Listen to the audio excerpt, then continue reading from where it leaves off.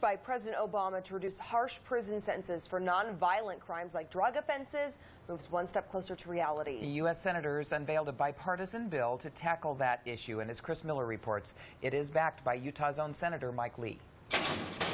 I'm thrilled that we finally got this bill introduced. This has been the product of years of effort. Senator Mike Lee says mandatory prison sentences for drug offenders are unjust. We've got far too many communities and far too many families that have been stripped of husbands and fathers and sons and uncles and nephews who have been sent away, locked up behind bars for years or sometimes even decades at a time. The criminal justice reform bill will reduce prison time for non-violent drug offenses and extend sentences for certain violent offenders. The result?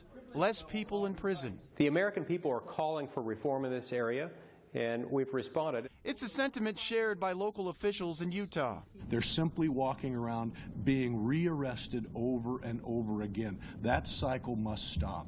Salt Lake County leaders like Sheriff Jim Winder are making plans to reduce the amount of non-violent offenders who cycle in and out of incarceration. We are going to build a community correction center, a first in the state of Utah, a center that is designed to take individuals with substance abuse, mental health, and other minor offense-related issues. This issue has been a priority for President Obama. The United States accounts for 5% of the world's population. We account for 25% of the world's inmates. How y'all doing?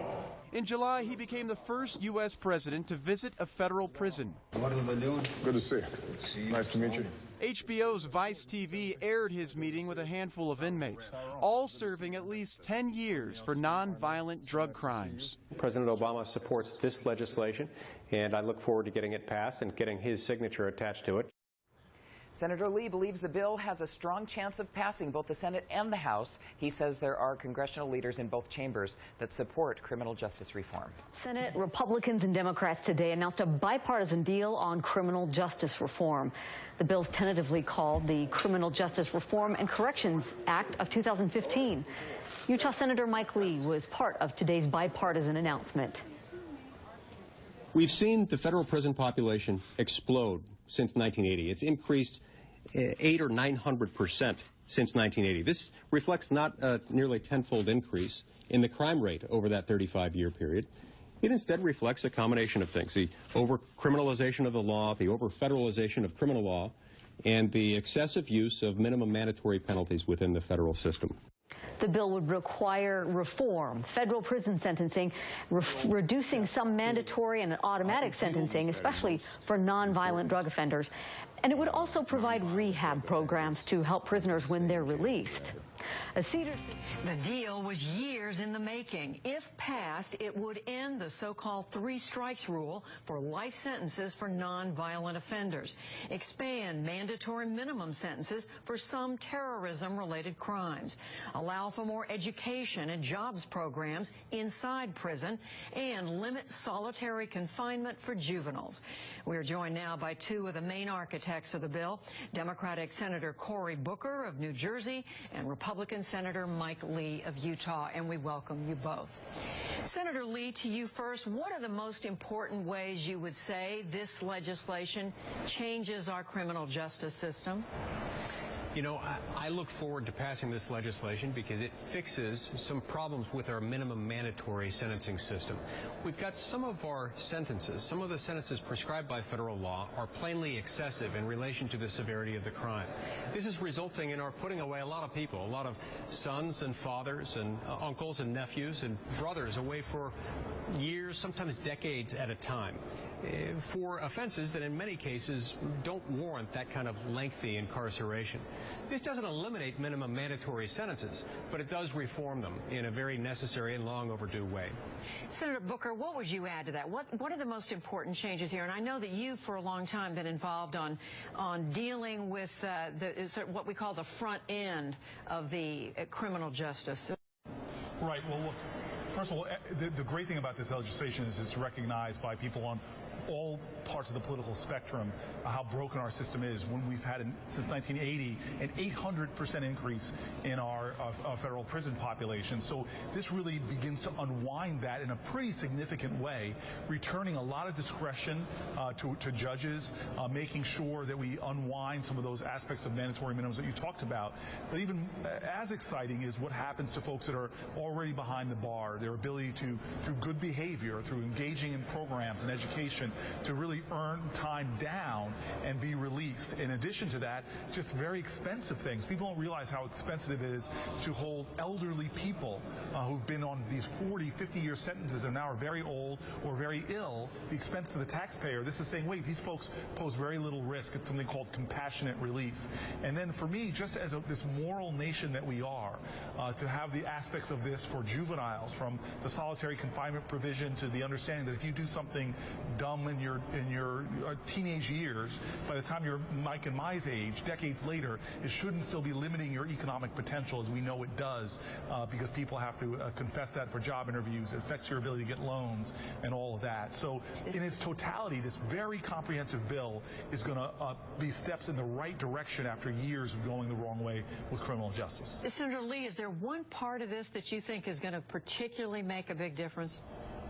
Well, I think one of the parts that a lot of people are celebrating is the fact that we make retroactive a law that was passed several years ago by Congress. One, reducing the disparity, the crack to powder cocaine disparity from 100 to 1 down to 18 to 1. We make that retroactive. That, coupled with the expansion of the existing safety valve provision and the creation of a new safety valve provision, will give more judges more discretion in more cases where the criminal penalty attached to a particular crime seems excessive. The judge will have some discretion in the case of nonviolent drug felonies. Senator Lee, just staying with you, I know that members of both political parties have come together on this, but this is at the very time when a number of the Republican candidates for president are talking about getting tougher on crime. I mean, I'm thinking particularly of Donald Trump. How do you explain that?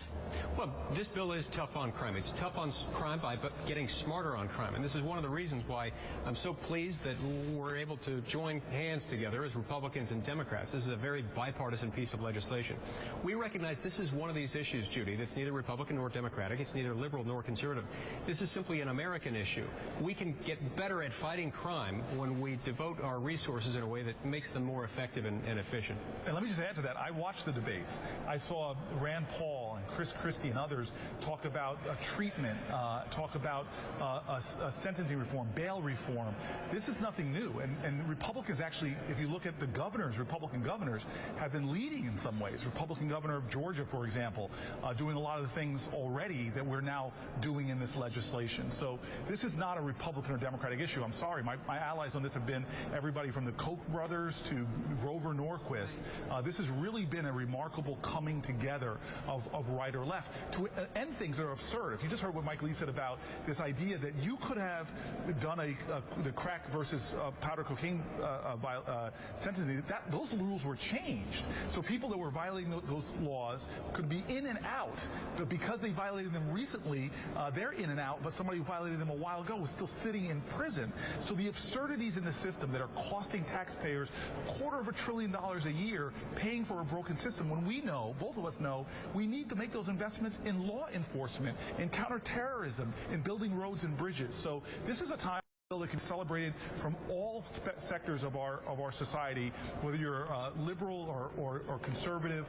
This is a time for celebrating smart government that's going to be making sure we keep us safer. And everybody up there, I think, that spoke today talked about this is a bill that's going to make us safer as a country. Senator Lee, we know that even though if this bill passes, it only is going to affect 10% of individuals in prison, the 10% who are in federal prison. You still have another 2 million individuals who are in state prisons and jails. What about them? Okay, so Judy, this is part of an effort that's being replicated in many states across the country. There are a lot of states, including my own state of Utah, that are experimenting with criminal justice reforms. This is part of that same trend, and so we expect this will be replicated in many states according to the different needs of each state in their own system. And while it's true that this represents only a portion of the federal inmates, to those inmates that are affected by this is going to make a big difference. It'll make all the difference in the world to them, to their families, and to their communities, especially for those who will be able to rejoin their communities and start contributing. And finally, Senator Booker, even though you've clearly got, as we said, bipartisan support, isn't this still going to be tough going into an election year to get this passed? Well, I think that we have real great allies. We have the Democratic whip and the Republican whip. We have the chairman of the Judiciary Committee, and we really have a Congress now controlled in both houses by Republicans that want us to show that they can get things done. And with this kind of leadership in the Republican Party on this team, I think this is something that has a better chance than many of the efforts that are going on in Congress right now. And again, it's not novel. There's a lot of these innovations going on in states ranging from Texas to Mississippi to New Jersey to California. So I think that gives us a greater degree of hope. Senator Cory Booker, Senator Mike Lee, gentlemen, we thank you both. Thank you very much. Thank you, Chief.